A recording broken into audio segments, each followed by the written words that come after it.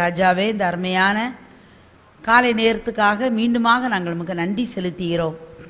எங்களை நம்முடைய கரத்தில் ஒரு விசையாய் தாழ்த்தி ஒப்பு கொடுக்கிறோம். இந்த நேரத்தில் நீங்கள் பேசுங்க ஆண்டவரே. இந்த சபைக்கு என்னென்ன செய்தி வேணுமோ அந்த செய்திகளை நீங்கள் எங்களுக்கு தாங்க. நாங்கள் உங்கள் முகத்தை நோக்கி பார்க்கிறோம். நீர் எங்களோடு பேசும், நாங்கள் கேட்கிறோம். இயேசுவின் நாமத்தில் ஜெபிக்கிறோம் நல்ல பிதாவே, ஆமென். ஆதியாகமம் 12வது அதிகாரம் 2வது வசனம். நான் உன்னை பெரிய ஜாதியாக்கி உன்னை ஆசீர்வதித்து உன் பேரை பெருமைப்படுத்துவேன், நீ ஆசீர்வாதமாய் இருப்பாய். புது வருஷத்துக்கு நீங்கள் புது வருஷம் எல்லாமே புதுசு தான்.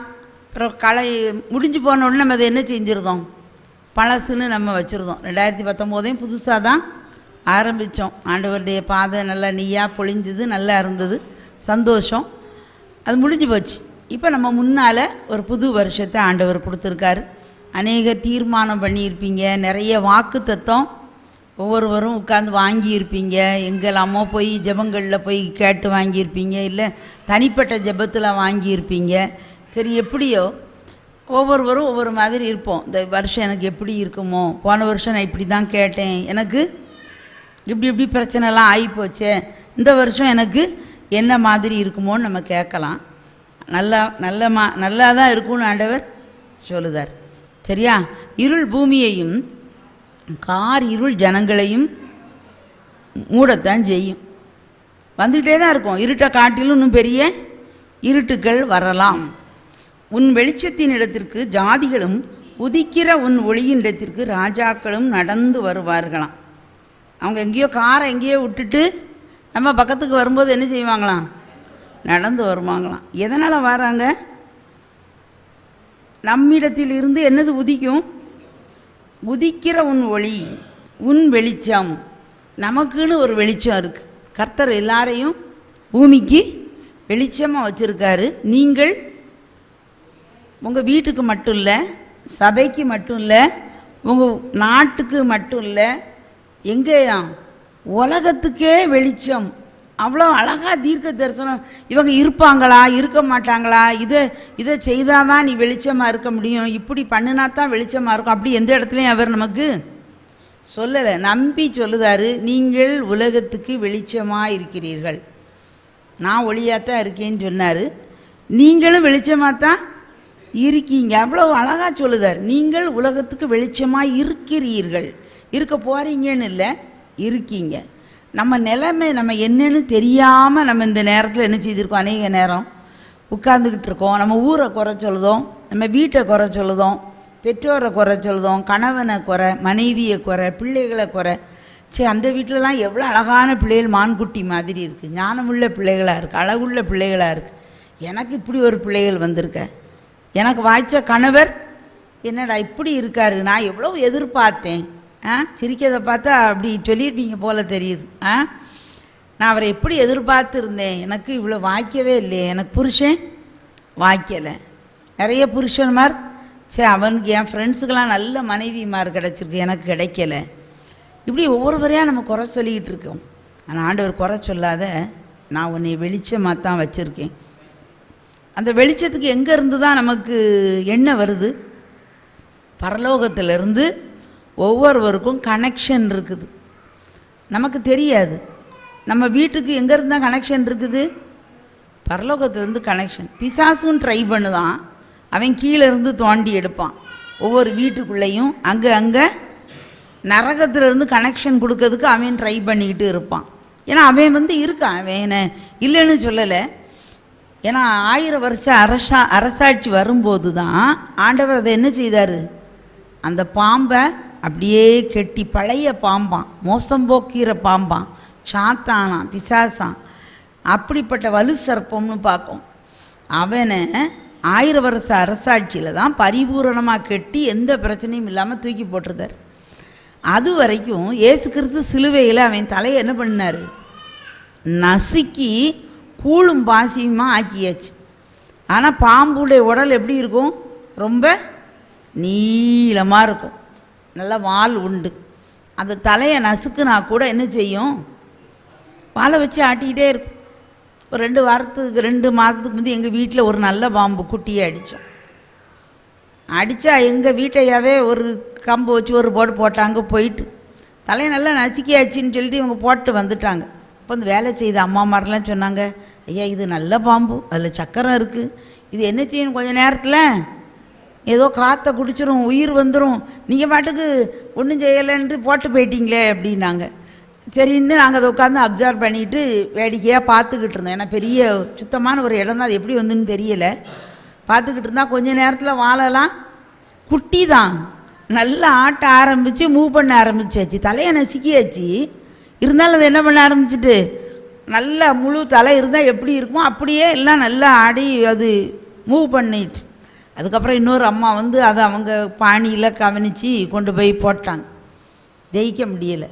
நான் அப்போ தான் எனக்கு அந்த பாம்புலேருந்து நான் ஸ்டடி பண்ணேன். இது போல தான் ஏசு சிலுவையில் அடித்தாச்சு, இருந்தாலும் என்ன பண்ணிக்கிட்டே இருக்கான், மாலை கொண்டு ஆட்டிக்கிட்டு அப்படியே இருக்கான்.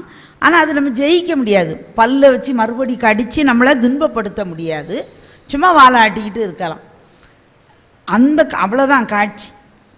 நம்ம எதை பார்க்கும், அவனை தான் நிறைய நேரம் பிசாசு பிரதர் அப்படின்னு உண்மையிலே நம்ம பிரதர் மாதிரியே அவனை என்ன செய்திருந்தோம் ஆக்கிட்டு, இவன் தான் பெரிய ஆள் மாதிரியும்.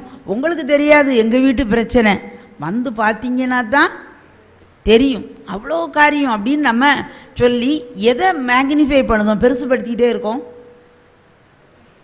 பிசாசையும் அவன் கிரியையும் காரியத்தையும் வாழைப்பாரு அது நாங்கள் கொஞ்ச நேரம் பார்த்துக்கிட்டு இருந்தாலும் அது மாதிரி தான் பார்த்துக்கிட்டு, வாழைப்பாரு அதை பாரு இதை பாரு சக்கரத்தை பாரு, இது நல்ல பாம்பே தான், அப்படி தான் இப்படி தான் இப்படி சொல்லிக்கிட்டே இருக்கும். நான் சொல்லுதேன், நம்முடைய வாழ்க்கை குறுகியது. நம்மளுக்கு நித்திய கால வாழ்க்கை ஆண்டவர் கொடுத்துருக்காரு. எனிவே காமனாக பார்த்தா நம்முடைய வாழ்க்கை கொஞ்சம். இந்த வாழ்க்கையில் நம்ம யாரை மட்டும்தான் மகிமைப்படுத்தணும், பிதாவாகிய தேவனையும் அவரது குமாரனாய் இயேசு கிறிஸ்துவையும் பரிசுத்த ஆவியையும் அவரை தான் நம்ம மகிமைப்படுத்த அழைக்கப்பட்டிருக்கோம். அவருடைய மகிமையையும் புகழையும் அவருடைய காரியத்தையும் தான் பேசணுமே ஒழிய இந்த காரியங்களை பேசுவதில் நம்ம வாழ்க்கையில் ரொம்ப ரொம்ப நேரம் இல்லை, எந்த நேரத்தையுமே நம்ம கொடுக்கக்கூடாது. அவனுக்கு 0 டைம் தான் கொடுக்கணும். பிசாசுக்கு எவ்வளோ நேரம் தான், புது வருஷமாக இருக்கிறதுனால தீர்மானங்கள் நீங்கள் அப்படி எழுதுவங்க எழுதிக்குவாங்க, மனசில் எழுதிக்கிடுங்க. ஜோம் பண்ணும்போது ஜோம் பண்ணிக்கிட்டே இருங்க. நான் சொல்கிறது அங்கே ஒன்று இங்கே ஒன்றுமா இருக்கும். ஆனால் உண்மையில் கர்த்தர் நம்மோட பேசுகிற காரியங்கள். பழைய வருஷத்தில் பிரச்சனையை பேசுவதிலேயே நம்ம நேரத்தை போக்கிட்டோம். நமக்கு வந்து பிரச்சனையை பேச அது நம்ம மனசுக்கு ஒரு இன்பமாக இருக்கும். இப்போ எங்கள் அண்ணனை பார்த்தியா, எங்கள் அண்ணன் ஒய்ஃபை பார்த்தியா, இவங்களை பார்த்தியா, அவங்க என்னை அப்படி சொல்லிட்டாங்களா, இவங்க என்னை இப்படி சொல்லிட்டாங்களா, பக்கத்து வீட்டுக்காரங்க அந்த அக்கா கடுமையான கோபக்கார அக்கா, அந்த அக்கா அப்படி சொன்னாங்க இப்படி சொன்னாங்க, அவங்க பண்ணாங்க. பழைய அந்த காலத்தில் எங்கள் அம்மா என்னை அப்படி திட்டுனாங்க, எங்கள் தாத்தா என்னை இப்படி ஏசுனாங்க, இவங்க இப்படி சாபம் போட்டாங்க. எதையோ ஒரு எதிர்மறையான காரியங்களே நம்ம பேசுவதிலே நம்ம நேரத்தை கழிச்சிருந்தோம். இதை நான் இப்போ இந்த ஜெபம், இந்த ஐயா ஜெபம் நீங்கள்லாம் வாசிக்கும்போது நல்ல சங்கீதம் 118 எனக்கு ரொம்ப பிரியம். எண்ணாகமும் அது 24:1 இஸ்ரவேலை ஆசீர்வதிப்பதே கர்த்தருக்கு பிரியம். இந்த வசனத்தை 12 ஆதியாகமம் 12:2 எடுக்கும்போது இதே எடுத்து பேசவா அப்படின்னு நினச்சிக்கிட்டு இருந்தேன். நீங்கள் அந்த வசனத்தை வாசிக்கும்போது எனக்கு ஆண்டவர் அதை உறுதிப்படுத்தினார். அந்த வசனத்தை தான் சொல்லு, நீ ஆசீர்வாதமாக இருப்பாங்கிறத தான் சொல்லு, உன் பேரை பெருமைப்படுத்துவீங்கிறது தான் சொல்லு. இப்போ இங்கேயும் ஜெபம் பண்ணும்போது பார்த்தா அப்படி தான் ஜெபம் பண்ணுதாங்க. ஆனால் அப்படி நம்ம வாழுதோமா, அப்படி நம்ம வாழ்க்கை இருக்கா, அந்த அளவுக்கு இருக்கா, ஆகா ஓகோங்க அளவுக்கு இருக்கா? இல்லை. இருக்கும், இந்த வருஷத்தில் இருக்கும். ஏன் இல்லை அப்படின்னா நம்ம என்ன செய்தோம், ஆண்டவருடைய வல்லமையை நம்முடைய வார்த்தையினால் மட்டுப்படுத்துதோம், நம்ம விசுவாசத்தினால மட்டுப்படுத்தி என்ன செஞ்சிருந்தோம் விட்டுருதோம். இந்த சோறுக்கடையில் அல்லேலியா சோத்திரம் அப்படி ஆகும், நல்ல நல்ல பாட்டை பாடணும், ஆகும் எல்லாம் ஆகும், கர்த்தரே என் பரிகாரி, அவர் அப்படி அப்பத்தையும் தண்ணீரை ஆசீர்வதித்து விட்டார் எல்லாம் சொல்லுதோம். இதை விட்டு வெளியே போனோடனே பிரச்சனையும் வேதனையும் எதெல்லாமோ வந்த உடனே பிள்ளைகள் நாளைக்கு போய் புக்கை தூக்கணும், படிப்பு மண்டையில் ஏறலை, உடனே அந்த வல்லமையெல்லாம் நம்ம என்ன செஞ்சிருந்தோம் மட்டுப்படுத்திட்டு, விரலுக்கு தகுந்த தீக்கம், முடவன் கொம்பு தேனுக்கு ஆசைப்படலாமா, ஆண்டவர் நம்மளுக்குன்னு வச்சுருக்கிறது இவ்வளோதான். கர்த்தருடைய சித்தம் நமக்கு அவர் சொல்கிறாரு, சித்தம் பிரியம், சித்தங்கிறது பிரியம், வில் பிரியம். இஸ்ரவேலை ஆசீர்வதிப்பதே ஏகாரம் போட்டாச்சு. நம்ம எல்லாரும் யார் தான்? யாக்கோபு, இஸ்ரவேல் சந்ததியார். அப்படி சொல்லியிருக்க என்னது? விசுவாச மார்க்கத்தார் விசுவாசமுள்ள ஆபிரகாமுடனே ஆசீர்வதிக்கப்படுகிறார்கள். நம்ம அந்த சந்ததி தான். யாக்கோபு ஆபிரகாமுடைய பிள்ளை, நம்ம அந்த சந்ததி தான். அப்போ நமக்கு அந்த ஆபிரகாமுடைய அத்தனை ஆசீர்வாதமும் நமக்கு உரியது. இஸ்ரவேலை ஆசீர்வதிப்பதே கர்த்தருக்கு பிரியம். இஸ்ரவேலுங்கிறது யாருடைய பேரன்? ஆபிரகாம். ஆபிரகாமுடைய பையன் ஈசாக்கு. ஈசாக்குடைய பிள்ளைகள் ஏசா, யாக்கோபு. யாக்கோபுடைய இன்னொரு பேர் இஸ்ரவேல். இஸ்ரவேலை ஆசீர்வதிப்பதே கர்த்தருக்கு பிரியம்ங்கிறது ஆபிரகாமுடைய பேரை தான். விசுவாச மார்க்கத்தார் விசுவாசமுள்ள ஆபிரகாமுடனே ஆசீர்வதிக்கப்படுகிறார்கள். அப்போ நீங்களும் நானும் யார் தான்? ஆபிரகாமுடைய ஆசீர்வாதம் நமக்கு தான். ஈசாக்கு கொடுத்த ஆசீர்வாதம் நமக்கு தான். யாக்கோபு கொடுத்த ஆசீர்வாதம் நமக்கு தான். இஸ்ரவேல் கொடுத்த ஆசீர்வாதம் எல்லாமே நமக்கு தான். இந்த வேதத்தின் அத்தனை ஆசீர்வாதங்களும் நமக்கு தான். வேதத்தின் மகத்துவங்களை எழுதி கொடுத்தேன், அவர்களோ அந்நிய காரியமாக எண்ணினார்களாம். இந்த சுவருக்குள்ளே இருக்க வரைக்கும் எல்லாம் உண்டு, வெளியே போன உடனே அது விதிப்படி தான் நடக்கும். அது இன்றைக்கி கர்த்தருடைய சித்தம் அப்படி தான், இப்படி தான்னு நம்ம போயிட்டு, அதனால தான் நம்ம வாழ்க்கையில் அத்தனை ஆசீர்வாதத்தையும் நம்ம அனுபவிக்க முடியவில்லை. இப்போ நிறைய நம்ம யூடியூப்பில் அதிலலாம் நிறைய செய்திகளை பார்க்கும். சின்ன பையங்களாக இருக்காங்க, பிள்ளைகள், வாலிப பிள்ளைகள், குட்டி பிள்ளைகளாக இருக்காங்க. இந்த வசனத்தை யாரெல்லாம் ஆம் என்றும் ஆமேன் என்றும் எடுத்துக்கிட்டாங்களோ அவங்க வாழ்க்கையில் தேவ வசனம் அப்படியே நடக்கு. அவங்க அந்த எதிர்மறைக்கு இடம் கொடுக்கல, அவங்க அதை பயன்படுத்திக்கிட்டாங்களா கர்த்தர் பயன்படுத்துதார். இதை பார்த்து அந்த பெரியவங்க என்ன செய்ய வேண்டியது? அன்றைக்கி ஒரு ஊழியக்காரர் சொல்லுதார், நான் 32 வருஷமாக ஆண்டவரை ஆராதிச்சுக்கிட்டு வரேன், நேற்று வந்தவங்க என்னத்தையோ ஆடுதான் பாடுதான், அவன் பின்னாலே எல்லா கூட்டங்களும் போகிறீங்களே, அது என்ன நியாயம்? பெரிய கூட்டத்தில் அப்படி பேசுதார். அவருக்கு தாங்க முடியலை. இப்போ உள்ள காரியங்கள் இதை விட பெரிய கூட்டம் கூடுதே அப்படின்னு நம்ப முடியலை. நம்ம அந்த கூட்டத்தில் இருக்கக்கூடாது, நம்ம எப்பொழுதும் இளைஞர்கள் தான். அவர் சொல்கிறாரு, முதிர் வயதிலும் கனி தந்து புஷ்டியும் பசுமையுமாக இருப்பார்களாம். அந்த பச்சை இலை என்ன செய்யாது? பச்சை எப்போ தான் அந்த இலை வாடும்? ப்ரௌன் கலராக எப்போ மாறும்? எப்போ கருகும்? ஒரு இலை வயசான பிறகு தான், முதிர்ச்சி அடைந்த பிறகு தான் அது அப்படி கருகி போயிடும். ஆண்டவர் தெளிவாக சொல்லுதார். அவர் சொன்னதை அப்படி லிட்ரலாக சின்ன பிள்ளை மாதிரி அப்படியே நம்ம நம்பணும். முதிர் வயதிலும் கனி தந்து புஷ்டியும் பசுமையுமாக இருப்பார்கள் சொல்லுவாங்க. ஒரு டாக்டர் சொல்லுவாங்க, 40 வயசுக்கு பிறகு உங்களுடைய போன் டென்சிட்டிலாம் குறைய ஆரம்பிச்சிரும். அதுக்குன்னே டெஸ்ட் இருக்குது.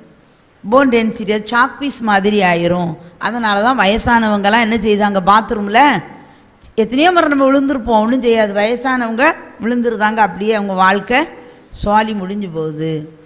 அதனால் ரொம்ப கவனமாக இருக்கும். எலும்பெல்லாம் அப்படி குறைஞ்சிரும், புஷ்டியை இழந்துரும், சாக் பீஸ் மாதிரி ஆயிருங்காங்க. அது உலகம். தேவ வசனம் என்ன சொல்லுது?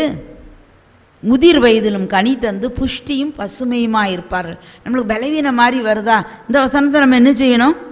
சொல்லிக்கிட்டே இருக்கணும். டே பை டே, நாளுக்கு நாள் நான் என்ன செஞ்சுக்கிட்டு இருக்கேன்? இளமை ஆகிக்கிட்டே இருக்கேன். வசனம் நம்மளுக்கு அப்படித்தான் ரெஜுவனேட்டிங் காடாம், மீண்டும் இளமையை தருகிற கர்த்தர்.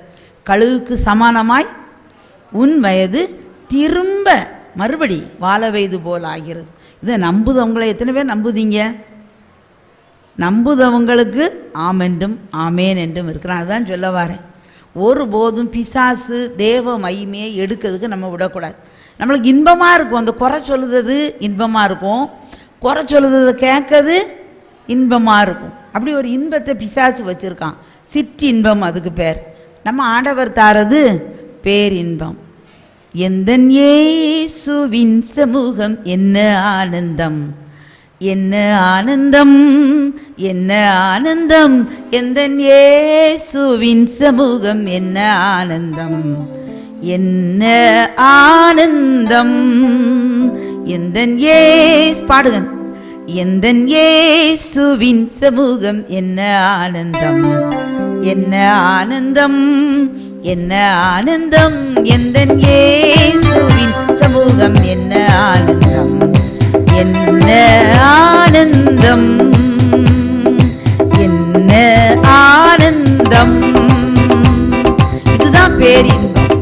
இயேசுவின் சமூகம் தான் பேரின்பம். அப்போ நீங்கள் நினைக்கலாம், ஞாயிற்றுக்கிழமை தான் நம்ம ஆலயத்துக்கு வந்து இருக்க முடியும், இல்லை ஏதோ ஒரு குடும்ப ஜெபம் பண்ணலாம், அப்போ தான் நம்ம ஆலயத்தில் வந்து இருக்க முடியும். நம்ம என்னத்தை எப்படி எல்லா நேரமும் இருக்க முடியல, அப்படி பிரச்சனை வந்துடுதுல்ல, அப்போ என்ன செய்வோம்? நான் என்ன சொல்றேன்னா, 24 மணி நேரமும் நம்மால் தேவ பிரசன்னத்தை என்ன செய்ய முடியும்? உணர கட்டாயமாக முடியும். இப்போ பிரச்சனை வருது, அதனால் முந்தி நினைப்பேன், சரி நம்ம ஜோம் பண்ணும்போது பிறகு பார்த்துக்கணும். இப்போ அப்படி கிடையாது. என்ன வேலை செய்தாலும் சரி, உடனே அந்த செகண்ட்லேயே நம்ம என்ன செஞ்சிடணும்? எப்பவும் நம்ம கூட தான் அவர் இருக்கார், நம்ம தான் அவர்கிட்ட பேசாமல் இருப்போம். சுவிட்ச் ஆன் பண்ணுத மாதிரி தான். அப்பா ஸ்தோத்திரம், இந்த காரியம் இருதயத்தை வேதனைப்படுத்துது, இவங்க இப்படி என்னை பேசுனது ரொம்ப வேதனையாக இருக்குது, அது எப்படி செய்யணும்னு தெரியலை, ஹெல்ப் மீ லார்ட், எனக்கு உதவி செய்யுங்க. அவங்கள உங்கள் கையில் கொப்பு கொடுங்க, அந்த வார்த்தைகளெல்லாம் உங்கள் கையில் தாரேன், நீங்கள் அதை ஹேண்டில் பண்ணுங்கள், இதில் நான் என்ன செய்ய சொல்லித்தாரேன். உடனே மனசில் என்ன செஞ்சிருது? ஒரு சமாதானம் வந்துடுது. இதுக்காக எங்கேயோ ராத்திரி ஜெப குறிப்பை எழுதி வச்சுக்கிட்டு ஞாயிற்றுக்கிழமை கோயிலில் வந்து தான் நான் கொடுக்கணும்னு கிடையாது. நம்ம எந்த இடத்துல அப்படி இருந்தால் தான் நம்ம புது வருஷம் நம்மளுக்கு இன்பமாக இருக்க போது பார்த்துக்கணுங்க. ஏன்னா இருள் பூமியையும் காரிருள் ஜனங்களையும் கவ்விக்கிட்டே தான் இருக்குது. இப்போ நியூஸ் பேப்பரை எடுத்தால் படிக்கவே முடியலை. நம்ம இங்கே உட்காந்தே சொல்லிடலாம் என்ன இருக்கும் அதில் அப்படின்னு சொல்லிட்டு. அவ்வளோ அருவருப்பான சம்பவங்கள். மனுஷன் உயிருக்கு மதிப்பே இல்லை. கத்தரிக்காய் மாதிரி குட்டி பிள்ளைகளா அவங்கள மோசம் பண்ணி அப்படியே தூக்கி எரிஞ்சிட்டு போயிருதான். அந்த அம்மா அப்பா கதறுதாங்க. அதுவும் ஏதோ 1 or 2 days. அந்த அம்மா அடுத்த நாள் இன்னொரு ஐயாவோட ஓடி போயிருந்தாங்க. கல்யாணம் கெட்டுனவங்க தான் இப்போ ரொம்ப மோசமாக இருக்காங்களாம், வாலிப பிள்ளைகளை காட்டிலும். ஏன்னா சட்டமும் அதுக்கேற்ற மாதிரி நம்ம நாட்டுக்கு வந்தாச்சு. அதை தப்புன்னு சொன்னாலே நம்ம மேலே பாவம்னு சொல்லக்கூடிய காலத்தில் அவங்க பிரியம், அவங்க இஷ்டம், யாரு கூடயும் வாழலாம், எப்படியும் செய்யலாம், எத்தனை திருமணமும் செய்துக்கிடலாம், எப்படியும் பண்ணிக்கிட்டு இருக்காங்க. அதை நீ பார்க்கக்கூடாது. சபை கெட்டு போகிறதுக்கு காரணமாக அமையுது, குடும்பங்கள் கெட்டு போகுது, எல்லாமே கெட்டு போகுது, தெரியும் எல்லாருக்கும். ஆனால் அது இன்பம், அதான் சொன்னேன், சிட் இன்பம் இருக்குது. எந்த ஒரு குட்டி பிள்ளையை கூப்பிட்டு கூட நம்மளால் என்ன செய்ய முடியலை, ஒரு ஆலோசனை ஒரு அறிவுரை சொல்ல முடியல. இது பழசு, இதுக்கு வயசாயிட்டு, இதுக்கு என்ன தெரியும், அது உங்கள் காலம், எங்கள் காலத்தில் இப்படி தான். அந்த மாதிரிப்பட்ட ஒரு சூழ்நிலையிலே வாழ்ந்துக்கிட்டு இருக்கோம். ஆனால் தேவ பிரசன்னம் மாறாது. இயேசு மாறாதவர், நேற்றும் இன்றும் என்றும் மாறாத தேவன். அவரது பிரின்சிபிள், அவரது கொள்கைகள், அவரது டீச்சிங், அவரது உபதேசம் அது என்ன செய்யாது, மாறாது. அவர் சொல்றார், பிள்ளையானவன் நடத்த வேண்டிய வழியிலே நடத்து, முதிர் வயதிலும் விடாதிருப்பான், பிறம்பும் கடிந்து கொள்ளுதலும் ஞானத்தை கொடுக்கும். தன் இஷ்டத்துக்கு விடப்பட்ட பிள்ளையோ தாய்க்கு லட்சையத்தான் முடிவான். நம்மளுக்கு எல்லா பிரச்சனைக்கும் தீர்வு இந்த வேத புஸ்தகத்தில் இருக்குது. 100க்கு 100 பூரணமான ஒரு புஸ்தகம். அது நம்மோட என்ன செய்யும், பேசும், குடும்ப உறவுகளை பேசும், வேலைக்கு போனோன்னா யார்கிட்ட என்ன பேசணும்னு சொல்லி பேசும், சபைக்கு வந்தால் என்ன வசனங்களை பேசணும்னு சொல்லும். எல்லாம் நம்முடைய வாழ்க்கையின் அத்தனைக்கும் உள்ள எல்லா தத்துவங்களும் வேத வசனத்தில் நிறைவாய் அமைந்து இருக்குது. அதனால் இதை நம்ம கேட்கணும், சாட்சியின் வசனத்தை கேட்கணும். எப்பொழுதும் நம்ம புது வருஷத்தில் இந்த டைமில் நீங்கள் டியூன் பண்ணுங்க. நான் ஒரு கிட்டார் எடுத்துகிட்டு வந்தேன், அதில் ஒரு ஸ்ட்ரிங் டியூன் பண்ணாமல் இருந்துச்சு. நான் உட்காந்து அந்த ஃபஸ்ட்டு ஸ்ட்ரிங்கை டியூன் பண்ணி சரியாக்கிட்டேன். இது போல் நம்ம தூக்கிட்டு வர்றதுக்குள்ள கொஞ்சம் கொஞ்சம் அப்படி இப்படி போனால் கூட அப்போ நம்ம சில சமயம் ஸ்லிப் டங்குன்னு சொல்லுவோம், எந்தையா நம்ம பேசிடுவோம், சில சமயம் கோபப்பட்டுருவோம், சில சமயம் முறுமுறுத்துருவோம். நம்மளும் அவங்களோட சேர்ந்து ஆமாம் ஆமான்னு நம்ம பேசாட்டா கூட குறையெல்லாம் நம்ம இன்பமாக கேட்டிருந்துருப்போம். நினைப்போம் அவனுக்கு இவ்வளோ வேணும், இதுக்கு மேலேயும் வேணும், வெளியே சொல்ல மாட்டோம், மனசில் நினச்சிருப்போம். அன்னைக்கு பண்ணாங்கல்ல அதான் இப்படிலாம் நினச்சிருப்போம். அதெல்லாம் தப்பு. அப்படி காட்டுனா உடனே நம்ம ஆண்டவர் சமூகத்தில் வரும்போது உடனே, ஆண்டவரே நான் இது தப்பு பண்ணிட்டேன், இவங்க இப்படி பேசிட்டேன், இப்படி நினச்சிட்டேன், என்னை மன்னிங்க ஆண்டவரே. ஒரே செகண்டில் அவர் அப்படியே மன்னிச்சிருந்தார். ஆண்டவரே நான் இன்னும் வருங்காலங்களில் நான் இந்த தவறு செய்யாதபடி எனக்கு உதவி செய்யுங்க. ஆட்டுக்குட்டியும் பன்னிக்குட்டியும் அதான். பன்னிக்குட்டியை கொண்டு போய் சாக்கடையில் போட்டோன்னா இன்பமாக விளையாடும். ஆட்டுக்குட்டியை தெரியாமல் விழுந்துட்டுது அப்படின்னா உடனே என்ன செய்யும், உதறி எடுத்து சுத்தமாக இருக்க தான் அது விரும்பும். நம்ம என்ன குட்டி? ஆட்டுக்குட்டி. நம்ம அப்பாவும் யார் தான்? அடிக்கப்பட்ட ஆட்டுக்குட்டி. அந்த குணம்னால நமக்கு வேணும். நமக்கு உடனே இப்போவுமே நீங்கள் இந்த டைம்லே கேட்கலாம், ஆண்டவரே அந்த ஆட்டுக்குட்டியுடைய குணநிலை எனக்கு தாங்க. நான் இப்போ அப்படி தான் நான் கேட்டுகிட்டே இருக்கிறதுனால தான் சந்தோஷமாக இருக்கேன். முந்திய காட்டிலும் பிரச்சனைகள் ரொம்ப அதிகமாக இருக்குது. அது சொல்லவே முடியாது. அந்த பிரச்சனை அது சொன்னீங்களா, பிரச்சனைனா அது நீளமாக நீண்டுக்கிட்டு போகுது.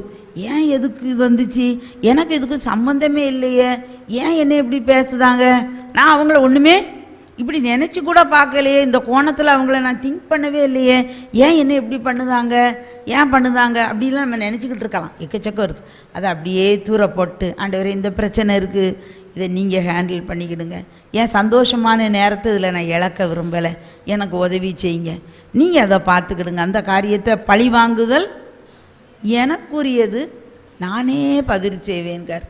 அந்த ஆத்துமாக்களையும் உங்கள் கையில் தாரேன், என்ன செய்வீங்களோ நீங்கள் பண்ணிக்கிடுங்க. நான் அந்த வார்த்தைகளால் என்ன செய்யக்கூடாது, காயமடைஞ்சி கீழே உட்காந்துடக்கூடாது. பிசாசுடைய ஒரே நோக்கம் தான், நம்ம வேகமாக என்ன செய்யக்கூடாது, ஓடக்கூடாது. அதுதான் நான் நிறைய குட்டி பிள்ளைகள் நமக்கு பின்னால் வந்தவங்க இன்றைக்கி நமக்கு முன்னால் எங்கேயோ ஓடிட்டாங்க. நீ கல்லை கொண்டேறி மண்ணை கொண்டேறி என்ன கேலியற, எனக்கு ஏசு போதும், அவருடைய பிரசன்னம் போதும்னு ஓடுதவங்க முன்னால் ஓடுதாங்க. பெரியவங்க நம்ம நிறைய வேதாந்தம் பேசிட்டு உட்காந்துக்கிட்டு என்ன செய்தோம் இருக்கும், அவரை தான் நம்ம பார்க்கணும். ஓடுகிறேன் நான் ஓடுகிறேன் இயேசுவுக்காய் நான் நல்லா பாடுவோமே, உடனே பாடணும், தான் சுவிட்சா ஓவர் அப்படி மாறிடணும்.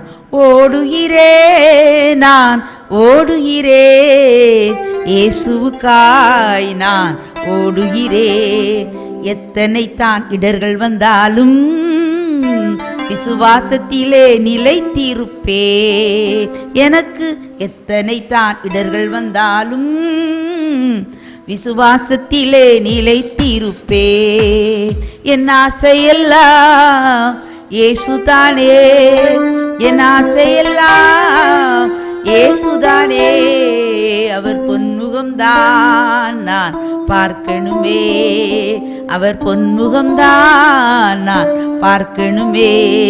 அல்லேலூயா அல்லேலூயா, கையை வைத்து பாடுவோமா பிள்ளைகளா, பாடுங்க. அல்லேலூயா அல்லேலூயா அல்லேலூயா அல்லேலூயா அல்லேலூயா, எனக்காக அப்பா நியமித்த, எனக்காக அப்பா நியமித்த பாதையிலே நான் ஓடுகிறேன், ஜீவ பாதையிலே நான் ஓடுகிறேன். ஓடிக்கிட்டே இருக்க வண்டியை திருப்பதுக்கு கஷ்டம் இருக்காது. ஒரு வண்டியை நீங்கள் ஒரு 20 நாள் நிற்க போட்டுருங்க, நீங்கள் ஃபுல் பெட்ரோல் டேங்க் அடைச்சி போட்டால் கூட ஸ்டார்டிங் ட்ரபுள் வந்துடும். சில சமயம் நீங்கள் அது யார், அது மெக்கானிக்கை கூட்டிகிட்டு வந்து தான் ஸ்டார்ட் பண்ணணும். நீங்கள் சொல்லுவீங்க, ஐயோ ஃபுல் எண்ணெய்லாம் நான் ஊற்றிலாம் வச்சுருந்தேன், எல்லாம் ரிப்பேர் பண்ணி தான் விட்டுருந்தேன், என்ன நான் வண்டியை எடுக்கலை, ஒரு மாதமாக அப்படி இருந்துட்டு வண்டி ஸ்டார்ட்டே ஆக மாட்டேங்கேன்னு சொல்லுவோம். ஆனால் வண்டி ஓடிக்கிட்டே இருக்குது, அது என்ன அப்படியே ஓடிக்கிட்டே தான் இருக்கும். நான் 2013 இந்த பிரசங்கம் பண்ணிக்கிட்டே இருக்கேன்.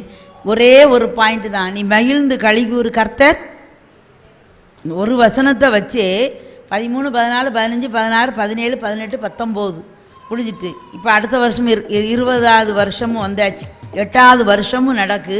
ஒரே வசனம்தான், பாடிக்கிட்டே இரு, பாடுகளெல்லாம் தீர்ந்து விடும்.